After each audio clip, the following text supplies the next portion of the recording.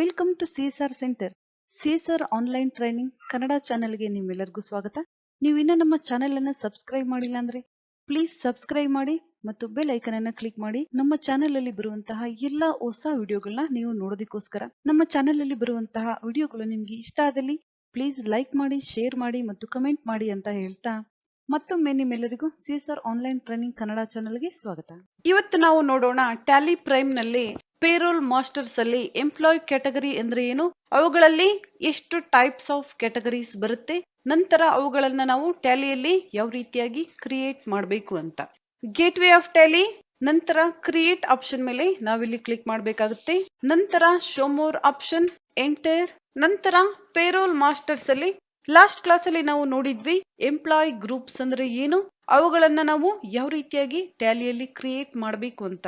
ಇವತ್ತು ನಾವು ನೋಡೋಣ ಎಂಪ್ಲಾಯ್ ಕ್ಯಾಟಗರಿ ಅಂದ್ರೆ ಏನು, ಅದನ್ನ ನಾವು ಟ್ಯಾಲಿಯಲ್ಲಿ ಯಾವ ರೀತಿಯಾಗಿ ಕ್ರಿಯೇಟ್ ಮಾಡಬೇಕು ಅಂತ. ನೀವಿಲ್ಲಿ ನೋಡಬಹುದು ಎಂಪ್ಲಾಯ್ ಕ್ಯಾಟಗರಿಯಲ್ಲಿ ನಾವು the 5 main employment types are there. ಮುಖ್ಯವಾಗಿ ನಾವು ಮೇನ್ ಆಗಿ ನಾವು 5 ಎಂಪ್ಲಾಯ್ಮೆಂಟ್ ಕ್ಯಾಟಗರೀಸ್ ಅನ್ನ ನೋಡಬಹುದು ಆಲ್ಮೋಸ್ಟ್ ಎಲ್ಲಾ ಕಂಪನಿಗಳಲ್ಲಿ ಸೇರಿ.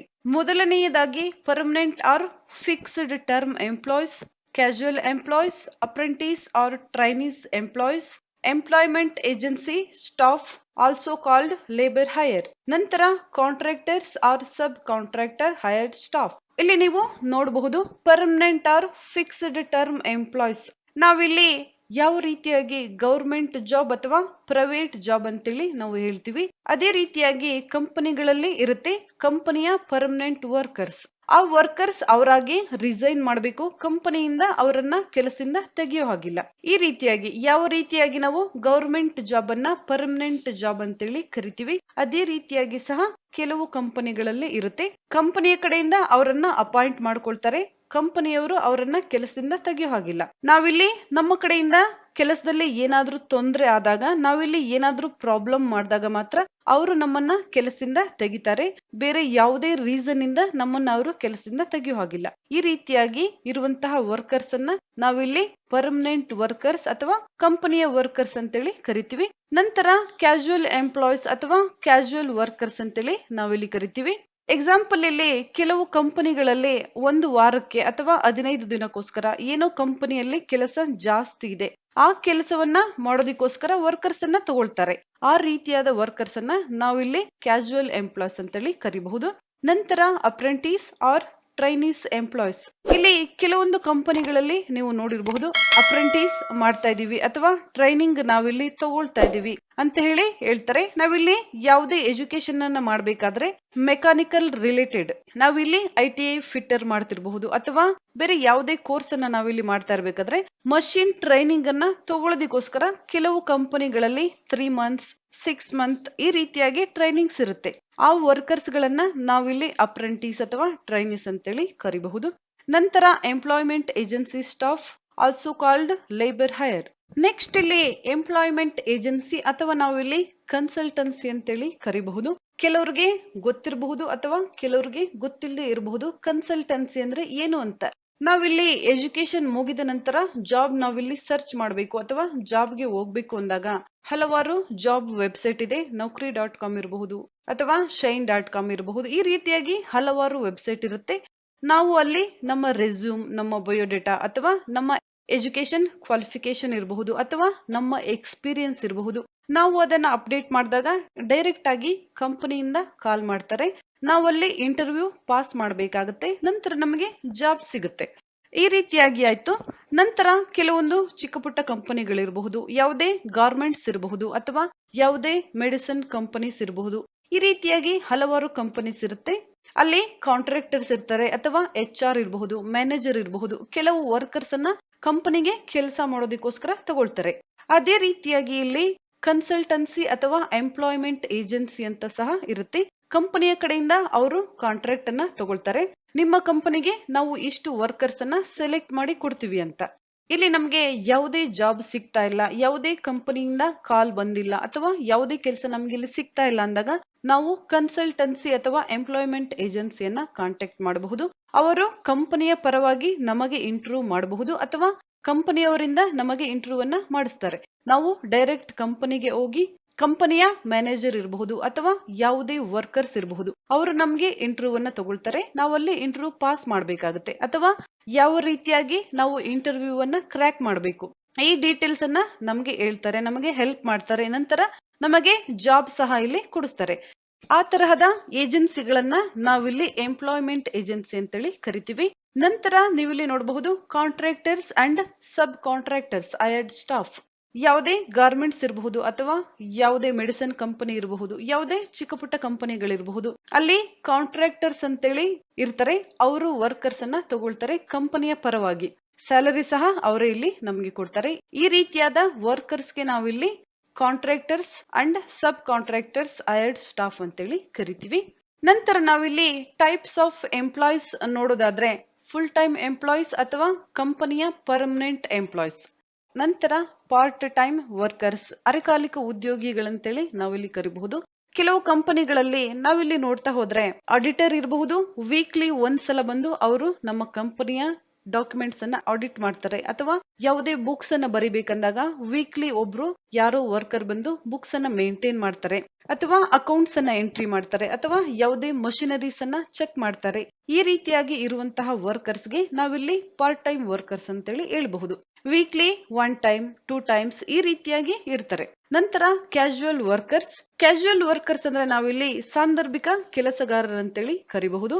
ಯಾವುದೋ ಮಷಿನರೀಸ್ ಪ್ರಾಬ್ಲಮ್ ಆಗಿದೆ ಅಥವಾ ಎಲೆಕ್ಟ್ರಿಕಲ್ ಪ್ಯಾನೆಲ್ ಬೋರ್ಡ್ ಪ್ರಾಬ್ಲಮ್ ಆಗಿದೆ, ಆ ರೀತಿಯಾಗಿ ಕೆಲವು ಟೈಮ್ ಅಲ್ಲಿ ಮಾತ್ರ ಬಂದು ಅವರು ವರ್ಕ್ ಅನ್ನ ಮಾಡ್ತಾರೆ. ಈ ರೀತಿಯಾದ ವರ್ಕರ್ಸ್ಗೆ ನಾವಿಲ್ಲಿ ಕ್ಯಾಶುವಲ್ ಲೇಬರ್ಸ್ ಅಂತೇಳಿ ಕರಿಬಹುದು.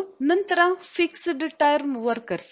ಇಲ್ಲಿ ಫಿಕ್ಸ್ಡ್ ಟರ್ಮ್ ಅಂದ್ರೆ ನೀವಿಲ್ಲಿ ಕೇಳಿಸ್ಕೊಂಡಿರಬಹುದು, ನಿಮ್ಗೆ ಇಲ್ಲಿ ಗೊತ್ತಿರಬಹುದು, ಕಾಂಟ್ರಾಕ್ಟರ್ ಬೇಸಿಸ್ ಮೇಲೆ ನಾವಿಲ್ಲಿ ಕೆಲಸ ಮಾಡ್ತಾ ಇದೀವಿ. 6 ಮಂತ್ ಕಾಂಟ್ರಾಕ್ಟ್ ಇದೆ, 3 ಮಂತ್ಸ್ ಕಾಂಟ್ರಾಕ್ಟ್ ಇದೆ ಅಥವಾ 1 ಇಯರ್ ಕಾಂಟ್ರಾಕ್ಟ್ ಗೆ ನಾವಿಲ್ಲಿ ಕೆಲಸವನ್ನ ಮಾಡಿಸ್ತೀವಿ. ಈ ರೀತಿಯಾದವುಗಳಿಗೆ ನಾವಿಲ್ಲಿ ಫಿಕ್ಸ್ಡ್ ಟರ್ಮ್ ವರ್ಕರ್ಸ್ ಅಂತೇಳಿ ಕರಿತೀವಿ. ನಂತರ ಶಿಫ್ಟ್ ವರ್ಕರ್ಸ್. ಚಿಕ್ಕ ಪುಟ್ಟ ಕಂಪನಿಗಳಿದ್ರೆ ಶಿಫ್ಟ್ ವೈಸ್ ವರ್ಕ್ ಇರೋದಿಲ್ಲ, ಆದ್ರೆ ದೊಡ್ಡ ದೊಡ್ಡ ಕಂಪನಿಗಳಲ್ಲಿ ಅಥವಾ ಮ್ಯಾನುಫ್ಯಾಕ್ಚರಿಂಗ್ ಪ್ರೋಸೆಸ್ ಇದ್ದಾಗ first shift, second, third, fourth ಈ ರೀತಿಯಾಗಿ ಶಿಫ್ಟ್ ವೈಸ್ ಕೆಲಸ ನಡೆಯುತ್ತೆ. ಆಗ ನಾವು ಅವರನ್ನ ಶಿಫ್ಟ್ ವರ್ಕರ್ಸ್ ಅಂತೇಳಿ ಕರಿಬಹುದು. ನಂತರ daily higher and weekly higher. ಕಂಪನಿಯಲ್ಲಿ ಕೆಲಸ ತುಂಬಾ ಹೆಚ್ಚಾದಾಗ ಒಂದು ವಾರಕ್ಕೆ ಅಥವಾ 15 ದಿನಕ್ಕೋಸ್ಕರ ಕೆಲಸ ಮಾಡೋದಕ್ಕೆ ನಾವಿಲ್ಲಿ ವರ್ಕರ್ಸ್ ಅನ್ನ ಅಥವಾ ಲೇಬರ್ಸ್ ಅನ್ನ ಹೈಯರ್ ಮಾಡ್ತೀವಿ. ಅದನ್ನ ನಾವಿಲ್ಲಿ ಡೈಲಿ ಹೈಯರ್ ಅಥವಾ ವೀಕ್ಲಿ ಹೈಯರ್ ಅಂತೇಳಿ ಕರಿತೀವಿ. ನಾವಿಲ್ಲಿ ಕೆಲವು ಮ್ಯಾನುಫ್ಯಾಕ್ಚರಿಂಗ್ ಕಂಪನಿಗಳಲ್ಲಿ ನೋಡೋದಾದ್ರೆ ಮ್ಯಾನುಫ್ಯಾಕ್ಚರ್ ಆದ ಪ್ರಾಡಕ್ಟ್ಸ್ ಗಳನ್ನ ನಾವಿಲ್ಲಿ ಚೆಕ್ ಮಾಡಬೇಕಾಗಿರುತ್ತೆ ಅಥವಾ ಸ್ಮಾಲ್ ಕರೆಕ್ಷನ್ ಏನೋ ಮಾಡಬೇಕಾಗಿರುತ್ತೆ. ಆ ರೀತಿ ಇದ್ದಾಗ ಕೆಲವು ಔಟ್ಸೈಡ್ ನಾವಿಲ್ಲಿ ಕಾಂಟ್ರಾಕ್ಟ್ ತರ ಕೊಡಬಹುದು. ಒಂದು ವಾರದಲ್ಲಿ ಅವರು ನಾವು ಮ್ಯಾನುಫ್ಯಾಕ್ಚರ್ ಮಾಡಿರುವಂತಹ ಗೂಡ್ಸ್ ಅನ್ನ ಚೆಕ್ ಮಾಡಬೇಕಾಗಿದೆ, ಕ್ವಾಲಿಟಿಯನ್ನ. ಈ ರೀತಿಯಾಗಿ ಇದ್ದಾಗ ಕಂಪನಿಯ ವರ್ಕರ್ಸ್ ಇಲ್ಲಿ ಸಾಕಾಗ್ತಾ ಇಲ್ಲ ಕೆಲಸ ಮಾಡೋದಕ್ಕೆ ಅಂದಾಗ ಔಟ್ಸೈಡ್ ಸಹ ಈ ರೀತಿಯಾದ ವರ್ಕ್ ಅನ್ನ ಕೊಡ್ತಾರೆ ಕಂಪನಿಯ ಕಡೆಯಿಂದ. ಅವರನ್ನ ನಾವಿಲ್ಲಿ ಡೈಲಿ ಹೈಯರ್ ಅಥವಾ ವೀಕ್ಲಿ ಹೈಯರ್ ವರ್ಕರ್ಸ್ ಅಂತೇಳಿ ಕರಿಬಹುದು. ಅವರು ಸಹ ಕಂಪನಿಗೋಸ್ಕರ ವರ್ಕ್ ಮಾಡ್ತಾರೆ, ಆದ್ರೆ ಅವರು ಕಂಪನಿಯಲ್ಲಿ ವರ್ಕ್ ಮಾಡೋದಿಲ್ಲ, ಔಟ್ಸೈಡ್ ವರ್ಕ್ ಮಾಡ್ತಾರೆ. ಅವರು ಎಷ್ಟು ದಿನ ಕೆಲಸ ಮಾಡ್ತಾರೆ ಅಷ್ಟು ದಿನ ಮಾತ್ರ ಸ್ಯಾಲರಿ ಅವ್ರಿಗೆ ಸಿಗುತ್ತೆ. ಈ ರೀತಿಯಾಗಿ ನಂತರ ಪ್ರೊಬೇಷನ್ ವರ್ಕರ್ಸ್. ಇಲ್ಲಿ ನಾವು ಪ್ರೊಬೇಷನ್ ವರ್ಕರ್ಸ್ ಅಂದ್ರೆ ಕಂಪನಿಯ ಎಂಪ್ಲಾಯೀಸ್ ಅಂತೇಳಿ ಸಹ ಕರಿಬಹುದು. ಯಾವುದೇ ಒಂದು ಕಂಪನಿಯಲ್ಲಿ ವರ್ಕರ್ಸ್ ಅನ್ನ ಕೆಲಸ ಮಾಡೋದಕ್ಕೋಸ್ಕರ ತಗೊಂಡಾಗ 3 ಮಂತ್ಸ್ ಅಥವಾ 6 ಮಂತ್ಸ್ ಆ ವರ್ಕರ್ಸ್ಗೆ ಟೈಮ್ ಇರುತ್ತೆ. ಆ ಕಂಪನಿಯಲ್ಲಿ ಯಾವ ಕೆಲಸ ನಡೆಯುತ್ತೆ ಆ ಕೆಲಸವನ್ನ ಇವರು ಕರೆಕ್ಟ್ ಆಗಿ ಮಾಡಬೇಕು. ಇವರ ಕಡೆಯಿಂದ ಆ ಕೆಲಸದಲ್ಲಿ ಯಾವುದೇ ಪ್ರಾಬ್ಲಮ್ ಬರಬಾರದು. ಆ ರೀತಿಯಾಗಿ ಚಿಕ್ಕ ಪುಟ್ಟ ಕಂಪನಿಗಳಲ್ಲಿ ಈ ರೀತಿಯಾದ ವರ್ಕರ್ಸ್ ಇರೋದಿಲ್ಲ. ಆದ್ರೆ MNC ಕಂಪನಿಗಳಿರಬಹುದು ಅಥವಾ ಯಾವುದೇ IT ಕಂಪನಿಗಳನ್ನ ನಾವಿಲ್ಲಿ ಎಕ್ಸಾಂಪಲ್ ಆಗಿ ತಗೊಂಡಾಗ, ಯಾವುದೇ ವರ್ಕರ್ಸ್ ನ ಕಂಪನಿ ತಗೊಂಡಾಗ ಕೆಲವು ಕಂಪನಿಗಳಲ್ಲಿ ಟ್ರೈನಿಂಗ್ ಅನ್ನ ಕೊಡ್ತಾರೆ. ಆದ್ರೆ ನಮಗೆ ಯಾವ ರೀತಿಯಾಗಿ ಎಕ್ಸ್ಪೀರಿಯನ್ಸ್ ಜಾಸ್ತಿ ಆಗ್ತಾ ಹೋಗುತ್ತೆ. ಎಕ್ಸಾಂಪಲ್ ನಿಮ್ಗೆ ಗೊತ್ತಿರಬಹುದು, ಯಾವುದೇ ಒಂದು ಕಂಪನಿಯಲ್ಲಿ ನಾವೀಗ ಜಾಬ್ ಅಪ್ಲೈ ಮಾಡ್ಬೇಕಂದ್ರೂ ಸಹ ಎಕ್ಸ್ಪೀರಿಯನ್ಸ್ ಅನ್ನ ಕೇಳ್ತಾರೆ. ಎಷ್ಟು ವರ್ಷ ಎಕ್ಸ್ಪೀರಿಯನ್ಸ್ ಆಗಿದೆ ಅಥವಾ 5 ಇಯರ್ಸ್ 6 ಇಯರ್ಸ್ ಅಥವಾ 3 ಇಯರ್ಸ್ ಮಿನಿಮಮ್ ನಿಮ್ಗೆ ಎಕ್ಸ್ಪೀರಿಯನ್ಸ್ ಇರಬೇಕು ಈ ಫೀಲ್ಡ್ ಅಲ್ಲಿ, ಆಗ ಮಾತ್ರ ನೀವು ನಮ್ಮ ಕಂಪನಿಗೆ ಬರಬಹುದು ಅಂತ. ಈ ರೀತಿಯಾಗಿ ವರ್ಕರ್ಸ್ ಅನ್ನ ಕಂಪನಿಗೆ ತಗೊಂಡಾಗ ಅವರಿಗೆ ಕೆಲವು ಕಂಪನಿಗಳಲ್ಲಿ ಟ್ರೈನಿಂಗ್ ಅನ್ನ ಕೊಡ್ತಾರೆ, ಕೆಲವು ಕಂಪನಿಗಳಲ್ಲಿ ಟ್ರೈನಿಂಗ್ ಅನ್ನ ಕೊಡೋದಿಲ್ಲ. ನೀವು ಹಿಂದಿನ ಕಂಪನಿಯಲ್ಲಿ ಯಾವ ಕೆಲಸವನ್ನ ಮಾಡಿರ್ತೀರ ಅದೇ ಕೆಲಸ ಇಲ್ಲಿ ಇರುತ್ತೆ, ನೀವು ಆ ಕೆಲಸವನ್ನ ಇಲ್ಲಿ ಮಾಡಬೇಕಾಗುತ್ತೆ. ಈ ಕಂಪನಿಯಲ್ಲಿ ನೀವು ಜಾಯಿನ್ ಆದಾಗ ಈ ಕಂಪನಿಯ ಕೆಲಸ ನಿಮ್ಗೆ ಗೊತ್ತಾಗಿಲ್ಲ ಅಥವಾ ನೀವು ಕೆಲಸ ಮಾಡೋದಕ್ಕೆ ಸಾಧ್ಯ ಆಗಿಲ್ಲ ಅಂದಾಗ ನಿಮ್ಮ ವರ್ಕ್ ಕ್ವಾಲಿಟಿಯನ್ನ ಚೆಕ್ ಮಾಡಿ 3 ಮಂತ್ಸ್ ಅಥವಾ 6 ಮಂತ್ಸ್ ಇರಬಹುದು ಅಥವಾ 1 ಮಂತ್ ಅಥವಾ 2 ಮಂತ್ಸ್ ಒಳಗಡೆ ಸಹ ಕೆಲವು ಕಂಪನಿಯಲ್ಲಿ ಕೆಲಸದಿಂದ ನಿಮ್ಮನ್ನ ತೆಗಿತಾರೆ. ಈ ರೀತಿಯಾದ ವರ್ಕರ್ಸ್ಗೆ ನಾವಿಲ್ಲಿ ಪ್ರೊಬೇಷನ್ ವರ್ಕರ್ಸ್ ಅಂತೇಳಿ ಕರಿತೀವಿ. ನಂತರ ಔಟ್ ವರ್ಕರ್ಸ್ ಅಥವಾ ಹೊರ ಕೆಲಸಗಾರರು. ಹೊರಗಡೆ ನಾವು ಕಂಪನಿಯ ಯಾವುದೇ ಒಂದು ಪ್ರಾಡಕ್ಟ್ ಅನ್ನು ಕೊಟ್ಟು ವರ್ಕ್ ಮಾಡಿಸೋದಕ್ಕೆ ನಾವಿಲ್ಲಿ ಔಟ್ ವರ್ಕರ್ಸ್ ಅಂತೇಳಿ ಕರಿತೀವಿ. ಯಾವುದೇ ಒಂದು ಹಾರ್ಡ್ವೇರ್ ಸಂಬಂಧಪಟ್ಟಂತೆ ಯಾವುದೋ ಒಂದು ಪ್ರಾಡಕ್ಟ್ ಮ್ಯಾನುಫ್ಯಾಕ್ಚರ್ ಆಗ್ತಾ ಇದೆ ಅಂದಾಗ ಅದಕ್ಕೆ ನಾವು ಪಾಲಿಶಿಂಗ್ ಕೊಡೋದಿರಬಹುದು ಅಥವಾ ಗ್ರೈಂಡಿಂಗ್ ಮಾಡೋದಿರಬಹುದು. ಈ ರೀತಿಯಾಗಿ ಹಲವಾರು ಫಿನಿಶಿಂಗ್ ವರ್ಕ್ ಇರುತ್ತೆ. ಆ ಫಿನಿಶಿಂಗ್ ವರ್ಕ್ ಅನ್ನ ನಾವಿಲ್ಲಿ ಮಾಡೋದಕ್ಕೆ ಔಟ್ಸೈಡ್ ನಮ್ಮ ಪ್ರಾಡಕ್ಟ್ ಅನ್ನ ಕೊಟ್ಟಾಗ ಆ ಕೆಲಸ ಮಾಡುವಂತಹ ವರ್ಕರ್ಸ್ಗೆ ನಾವಿಲ್ಲಿ ಔಟ್ ವರ್ಕರ್ಸ್ ಅಂತೇಳಿ ಕರಿತೀವಿ. ಎಸ್ಕೇಪ್ ಮಾಡ್ತಾ ಇದ್ದೀನಿ. ನಂತರ ನಾವು ಕ್ರಿಯೇಟ್ ಮಾಡಿರುವಂತಹ ಎಂಪ್ಲಾಯ್ ಕ್ಯಾಟಗರೀಸ್ ಅನ್ನ ಆಲ್ಟರ್ ಮಾಡಬೇಕು ಅಥವಾ ಡಿಲೀಟ್ ಮಾಡಬೇಕು ಅಂದಾಗ gateway of Tally alter option ಮೇಲೆ ನಾವಿಲ್ಲಿ ಕ್ಲಿಕ್ ಮಾಡಬೇಕಾಗುತ್ತೆ. ನಂತರ show more option, enter employee category option ಮೇಲೆ ನಾವಿಲ್ಲಿ ಕ್ಲಿಕ್ ಮಾಡಬೇಕಾಗುತ್ತೆ. ನಂತರ ಎಂಟರ್ ನಾವಿಲ್ಲಿ ಕ್ರಿಯೇಟ್ ಮಾಡಿರುವಂತಹ ಎಂಪ್ಲಾಯ್ ಕ್ಯಾಟಗರೀಸ್ ಇಲ್ಲಿ ಬಂದಿದೆ, ನೀವು ಇಲ್ಲಿ ನೋಡ್ತಾ ಇರಬಹುದು. ಯಾವ ಕ್ಯಾಟಗರಿಯನ್ನ ನಾವಿಲ್ಲಿ ಆಲ್ಟರ್ ಮಾಡಬೇಕು ಅಥವಾ ಡಿಲೀಟ್ ಮಾಡಬೇಕು ನಾವಿಲ್ಲಿ ಸೆಲೆಕ್ಟ್ ಮಾಡ್ಕೋಬೇಕಾಗುತ್ತೆ. ನಂತರ ನಾವಿಲ್ಲಿ ಯಾವುದೇ ಚೇಂಜಸ್ ಮಾಡಬಹುದು. ನಾನಿಲ್ಲಿ ಪ್ರೊಬೇಷನ್ ವರ್ಕರ್ಸ್ ಚೇಂಜ್ ಮಾಡ್ತಾ ಇದ್ದೀನಿ. ನಂತರ ಎಂಟರ್, ನಂತರ ಎಕ್ಸೆಪ್ಟ್ ನಾನಿಲ್ಲಿ ಮಾಡ್ತಾ ಇದ್ದೀನಿ. ನಂತರ ನೀವಿಲ್ಲಿ ನೋಡಬಹುದು ಪ್ರೊಬೇಷನ್ ವರ್ಕರ್ಸ್ ನಾನು ಆಲ್ಟರ್ ಮಾಡಿರುವಂತಹ ಎಂಪ್ಲಾಯ್ ಕ್ಯಾಟಗರಿ ಆಲ್ಟರ್ ಆಗಿದೆ. ನಂತರ ಯಾವುದೇ ಕ್ಯಾಟಗರಿಯನ್ನ ನಾವಿಲ್ಲಿ ಡಿಲೀಟ್ ಮಾಡಬೇಕು ಅಂದಾಗ ಕೀಬೋರ್ಡ್ ಇಂದ ನಾವು ಆಲ್ಟ್ ಡಿ ಶಾರ್ಟ್ ಕಟ್ ಕೀಯನ್ನ ಯೂಸ್ ಮಾಡಬೇಕಾಗುತ್ತೆ. ಟ್ಯಾಲಿಯಲ್ಲಿ ಯಾವುದೇ ಲೆಡ್ಜರ್ ಅನ್ನ ಡಿಲೀಟ್ ಮಾಡೋದಕ್ಕೆ ಡಿಲೀಟ್ ಮಾಡಬೇಕು ಅಂದಾಗ ಎಸ್ ಆಪ್ಷನ್ ಮೇಲೆ ನೀವು ಇಲ್ಲಿ ಕ್ಲಿಕ್ ಮಾಡಬಹುದು. ಡಿಲೀಟ್ ಬೇಡ ಅಂದ್ರೆ ನಾವಿಲ್ಲಿ ನೋ ಮಾಡಬಹುದು. ಈ ರೀತಿಯಾಗಿ ನಾವು ಯಾವುದೇ ಲೆಡ್ಜರ್ಸ್ ಅನ್ನ ಆಲ್ಟರ್ ಅಥವಾ ಡಿಲೀಟ್ ಮಾಡಬಹುದು. ಈ ರೀತಿಯಾಗಿ ನಾವು ಟ್ಯಾಲಿಯಲ್ಲಿ ಎಂಪ್ಲಾಯ್ ಕ್ಯಾಟಗರೀಸ್ ಅನ್ನ ಕ್ರಿಯೇಟ್ ಮಾಡಬೇಕಾಗುತ್ತೆ.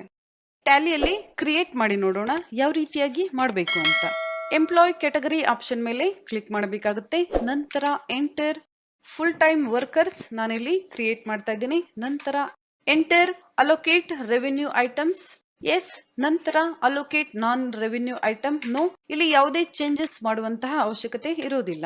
ನಂತರ ಎಂಟರ್ ಎಕ್ಸೆಪ್ಟ್.